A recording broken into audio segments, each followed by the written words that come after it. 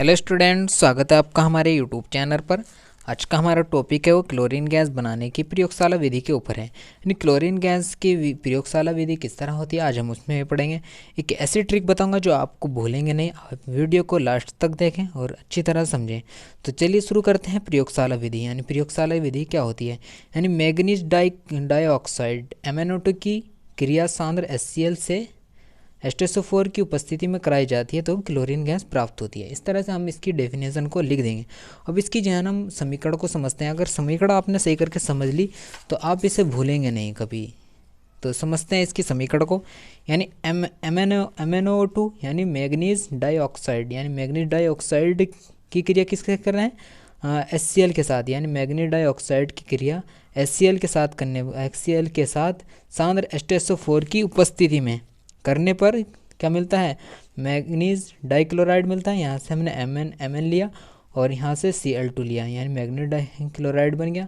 Plus बचा H2O और plus में हमारी जो है ना क्लोरीन गैस प्राप्त हो गई। इस तरह से हम इसकी क्रिया को लिख देंगे। यानी मैग्नीज डाइऑक्साइड की क्रिया सांद्र HCl के साथ करने पर सांद्र H2SO4 की उपस्थिति में MnO2 की उपस्थिति में करने पर हमें क्या प्राप्त होती है, क्लोरीन गैस प्राप्त होती है। इस तरह से हम इसकी क्रिया को लिख देंगे। इस तरह से हम इसकी इस तरह लिखने के बाद हम इसकी कैलकुलेशन कर दें। कैलकुलेशन देखो, यहाँ Mn1 है, यहाँ भी Mn1 है, यहाँ Cl कितने हैं, 2 हैं, यहाँ Cl2 है और यहाँ Cl2 है। यहाँ किधर कितने हो गए, 4 हो गए और इधर हम 4 लगा देंगे। इस तरह से 4 कर दिया हमने, Cl4 हो गए।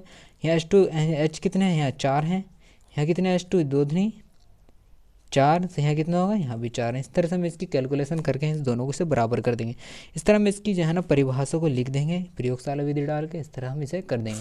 इसके बाद हम इसके जो है ना अगर भौतिक गुण को मालूम कर लेता है, यानी भौतिक गुण क्या होते हैं, उसके हम भौतिक गुण को लिख देंगे। इस तरह से इसके भौतिक गुण होते हैं। इसके भौतिक गुणों को हम समझ लेते हैं, यानी किस तरह के होते हैं। भौतिक गुण जो होते हैं यह हरे रंग की गंध युक्त विषैली है। यानी जो ये अभिक्रिया है ये जो है ना हरे रंग की गंध युक्त विषैली है जो जल में विलय है। यानी जो जल में विलय है, जल में घुल जाती है। जिसका जलीय विलयन क्लोरीन जल कहलाता है। यानी इसका जलीय विलयन जो क्लोरीन जल कहलाता है।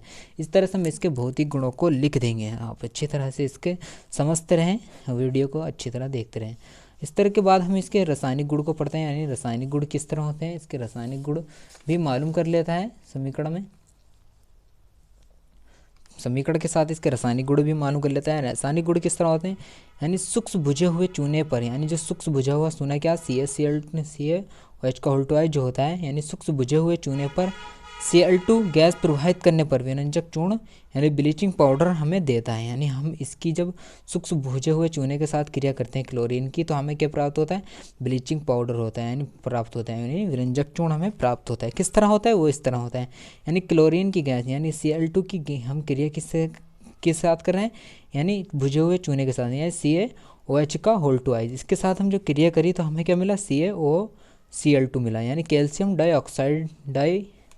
कैल्शियम ऑक्साइड क्लोरीन गैस हमें मिली।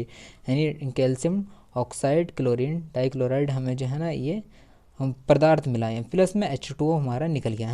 यानी दोबारा समझते हैं, यानी क्लोरीन की क्रिया बुझे हुए चूने के साथ करने पर हमें क्या मिलता है, कैल्शियम ऑक्साइड क्लोरीन हमें मिलता है, यानी H2O। इस तरह से हम इसकी इसकी जो है ना समीकरण को इस तरह लिख देंगे। फिर इसके बाद हम इसकी दूसरी समीकरण को समझते हैं। यानी दूसरी समीकरण किस तरह की होती है, इसकी दूसरी जो समीकरण होती है वो इस तरह की होती है।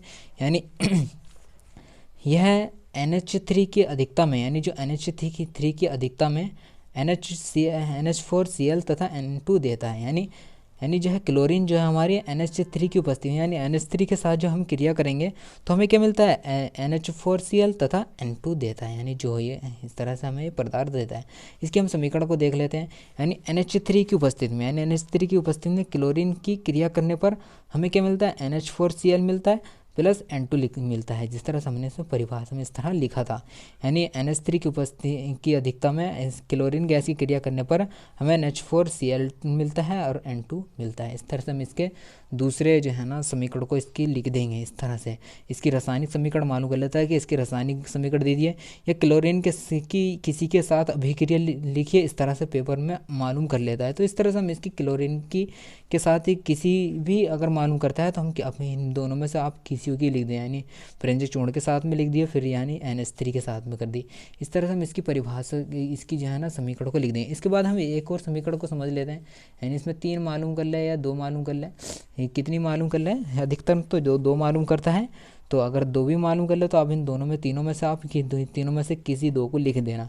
तो इस तरह हम तीसरी समझते हैं, यह है NH3 की कम मात्रा से क्रिया करके, यानी NH3 की इसमें क्या थी, अधिकता थी, इसमें क्या है, कम आ गई।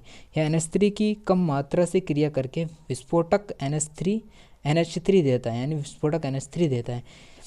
तो NH3 की मात्रा क्या हो गई, अब यहाँ कम हो गई। यहाँ क्या क्या थी, अधिकता थी, यहाँ ART थी, यहाँ कितनी हो गई, अब कम हो गई। यानी NH3 की कम मात्रा में HCl2 की यानी क्लोरीन की क्रिया करने पर हमें क्या मिलता है, NCl3 तथा 3HCl मिलता है, यानी HCl मिलता है। यानी ये NCl3 क्या है, विस्फोटक है, हमारा जो है ये विस्फोटक है।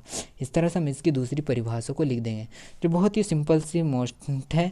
अपन अगर इसमें से मालूम करता है, यानी 3 मालूम कर ले, 2 मालूम कर ले या 1 मालूम कर ले, इनमें से आपको लिख देना। आप इसका अच्छी तरह से तैयार करें, इसका स्क्रीनशॉट ले लें और इसे अच्छी तरह से आप इसे या पढ़ लें, अच्छी तरह से तैयार कर लें, जो बहुत ही इंपॉर्टेंट मोस्ट क्वेश्चन है। वीडियो अच्छी लगी तो दोस्तों लाइक करें, कमेंट्स करें, और चैनल पर अगर नए हैं तो चैनल को सब्सक्राइब करके बेल आइकन की घंटी दबा दें।